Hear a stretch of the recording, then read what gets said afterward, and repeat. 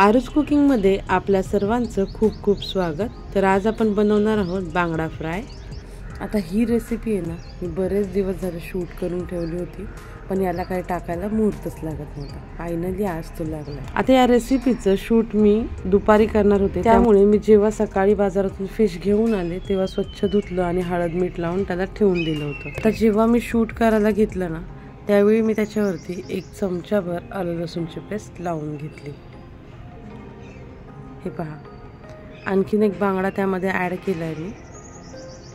आता ही आलं लसूणची पेस्ट आहे ना, ही व्यवस्थित त्याला जे आपण कट्स दिलेले आहेत त्या फिशच्या आतमध्ये, त्या कट्सच्या आतमध्ये सुद्धा व्यवस्थित लावून घ्यायची।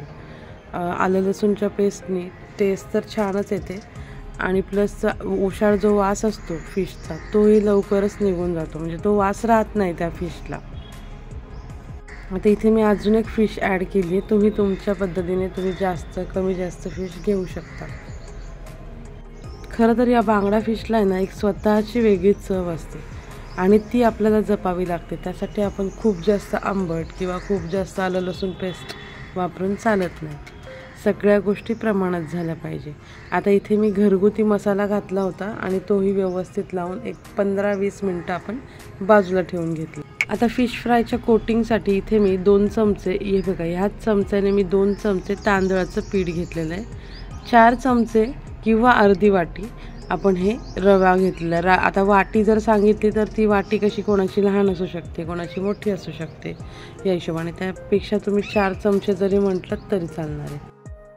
आता इथे चवीनुसार मीठ घेतलेलं आहे, हळद घेतली आहे अर्धा चमचा, मिरची पावडर 1 चमचा, घरगुती मसाला 2 चमचा आणि फिश फ्राय मसाला 1 चमचा। या प्रमाणात मी सगळे मसाले घेतलेले आहेत। आता हे तिखट आहे ना, तुम्ही तुमच्या आवडीनुसार कमी जास्त करू शकता। आता माझे हे सगळेच मसाले तिखट होते, त्यामुळे मी हे प्रमाण घेतलेलं आहे। मला थोडं स्पायसीच हवं होतं फिश। तर 15 मिनिटांनंतर आपण या फिशला हा रवा व्यवस्थित लावून घ्यायचा आहे।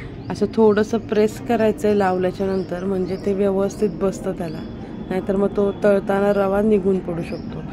पण जेव्हा आपण तांदळाचं पीठ घालतो ना रव्यामध्ये, तर ते कोटिंग निघत नाही, अजिबात निघत नाही ते तेलामध्ये। एक वेळेस फक्त रवा जर वापरला तर तो निघेल, पण तांदळाचं पीठ असेल ना तर ते छान घट्ट बसतं त्याला। आता इथे पॅनमध्ये 2 चमचे मी तेल घेतलेलं आहे। आता तेल गरम झालं आहे आणि या तेलामध्ये आपण हे फिश सोडून देऊया। आपण शॅलो फ्राय करतोय, तर तुम्हाला जर ऑइल फ्राय करायचं असेल, डीप फ्राय, तरी तुम्ही करू शकता, पण शॅलो फ्राय जरी केलं ना तरी तुमचा फिश कुरकुरीतच होणार, ह्याची गॅरंटी मी देते।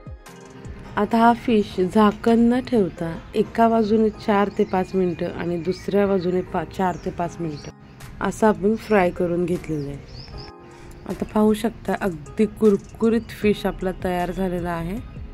गॅस बंद करायचा आहे आणि हा फिश सर्व करायचा आहे। अशा चमचमीत आणि टेस्टी रेसिपीज पाहण्यासाठी आपल्या चॅनलला लाईक, शेअर आणि सबस्क्राईब करायला विसरू नका।